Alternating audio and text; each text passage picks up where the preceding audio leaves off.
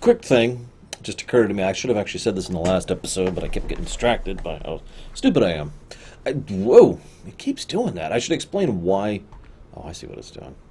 I should explain why I think that Wally's death is the time thing. Because there's only two options there. Either time is more complicated than one person's death mattering, or he had the wrong flash. And you'll notice he actually had a couple of times where he was having a little bit of a trouble distinguishing whom was who. So, that's it. That's the only reason I think that.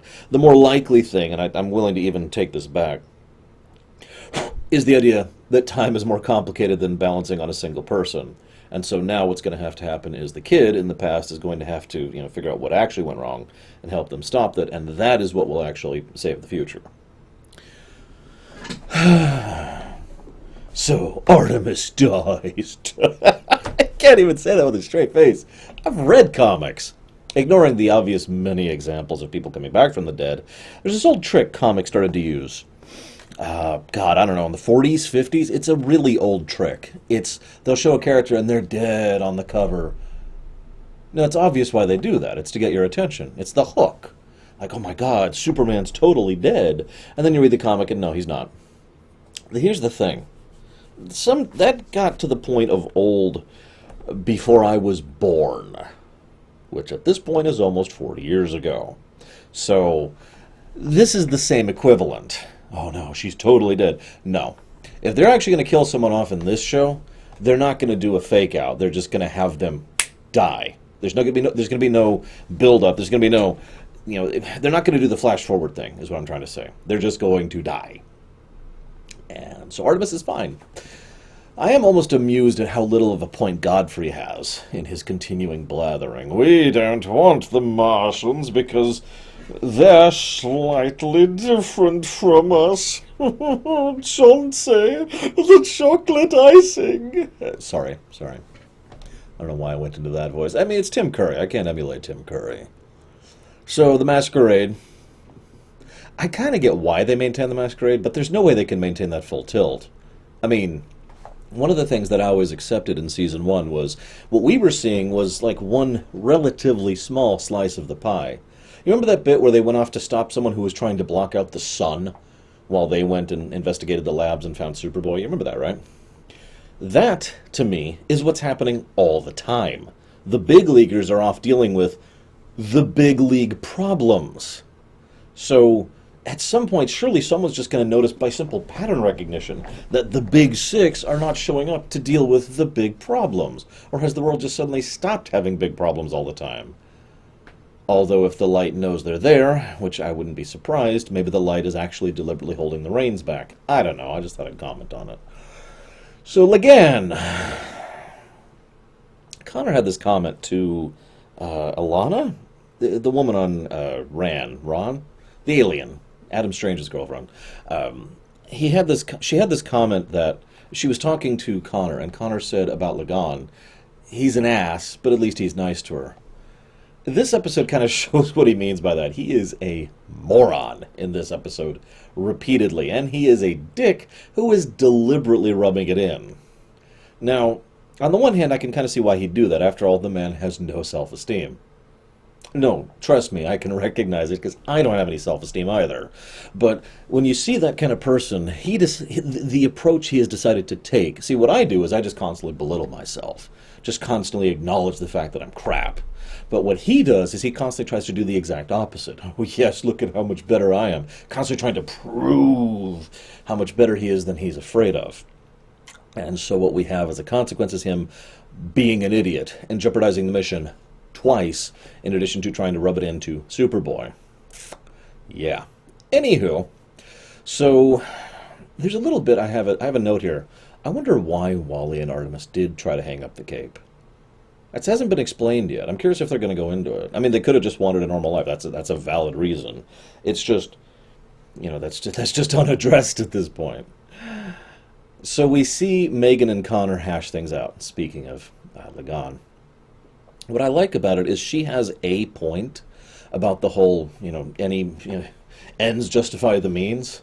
And it's also interesting to note that in an episode about the ends justifying the means with the infiltration thing with Kaldur, Megan makes the argument that what she is doing is for the greater good, right? That she is actually accomplishing that, right? Now, that is a hell of a dangerous argument to make, moralistically speaking, ethically speaking. But you can see how, pragmatically speaking, it's something that people can kind of lend towards. And I've already mentioned her kind of more brutalistic tendencies. But the interesting thing is, it's not that pisses Connor off. Connor certainly has a moralistic tendency. And if I'm being blunt, it's probably because his real father, Superman, has been trying to be a real father to him in the last 5 years. The Connor of 5 years ago, I have no doubt, would just be like, wouldn't even bother him. No. The Connor of now is bothered by it because it is wrong. It might be the correct thing to do, but it is morally wrong what she's doing. And that is the kind of thing that's going to bother someone like Soups, the man who stayed behind to try and save aliens who are actively trying to kill him. We talked about this.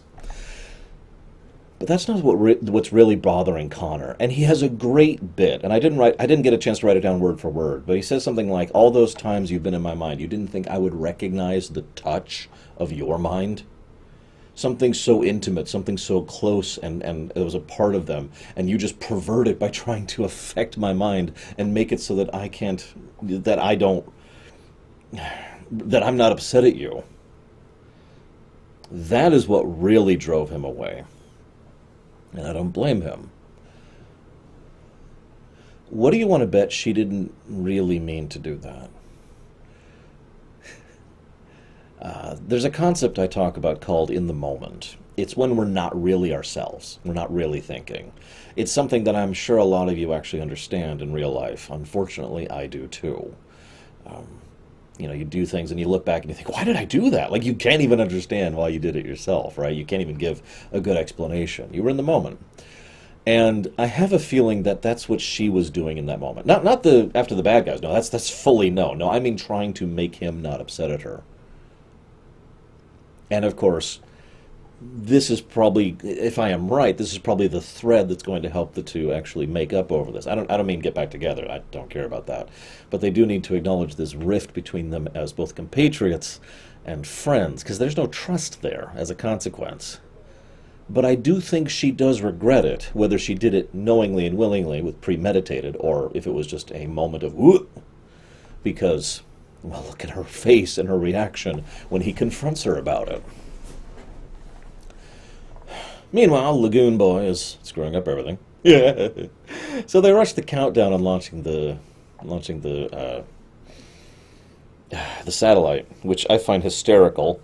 Like, usually aren't those timed for like atmospheric conditions and making sure everything's out of the way? Isn't that whatever? I know, DC Science. Speaking of DC Science, how about DC Logistics? Where does Manta get his army from? He has a lot of men working for him. Like, where do those come from? Is that just Goons R Us? He's one of the only ones of the villains, actually, who is shown to regularly have a large goon squad at all times. One of his first introductions was him wielding, like, a full company of people. Fully armed and armored, I might add. Anyways. So, they fight Kaldur next to the water. Not a great idea. And Kaldur's like, okay, we're out. Peace. Kaldur tries very hard to take the thing out. He fails, naturally, probably part of the plan. Satellite blows up anyways. He goes back, admits it, and the Elder Manta is like, good job, son. What do you mean? You didn't take credit where it wasn't you. You can learn a lot about someone from their failures. This is kind of worrying me. The Elder Manta is coming across as surprisingly decent. Like, he's still villainous, obviously, but he's certainly a lot less villainous than any of the other light members we've seen so far, who have all basically been levels of evil. Even Luther, in his own wonderfully casual way, has just been a force of nightmare, right? So, there's this actually really great bit where Nightwing is standing there and he looks at the selfie he took back in Season 1. I'm glad they remembered that. We'll laugh about this someday. Now, what's great about that is not only that they remember it, but at first it seems like a fake. That's probably the only thing in the whole episode that would make me think she's actually dead, is that one bit. No, she's fine. called it. I didn't call Calder. I'll admit that. That caught me by surprise. It probably shouldn't have in hindsight, but I'm too used to not giving fiction credit, basically. I'm too used to fiction pulling lazy or melodramatic writing. I've seen so many shows, comics, books, movies, games, where someone completely switching sides because of their biological father and because of some melodrama off camera would be completely feasible. So I bought it hook, line, and sinker. So kudos on that one. They caught me by actually writing it properly. Holy crap. And it's even more appropriate that it was just the two of them, which has only recently been expanded to include Artemis and Wally. And I have to admit, I find this interesting and engaging in its own right. Because if you think about it, it's the core trio again, isn't it? Aqualad, Kid Flash, I think? God, what was his name? Caldur, Wally, and Grayson. It's the core trio again. The guys who've been friends for forever, even before the show even started. The only reason Artemis is being included is because of her connection to Wally, but the point still remains. That's good to see. It put a smile on my face. I also like how Calder, by the way, goes out of his way to bother to call the Elder Manta my biological father, also known as not my real father. And I have one final note here, and I wrote it down in my notes, and I just want to share this. Deep cover is pretty dangerous when you're not dealing with supers. So, this could still go badly. I guess we'll find out next time.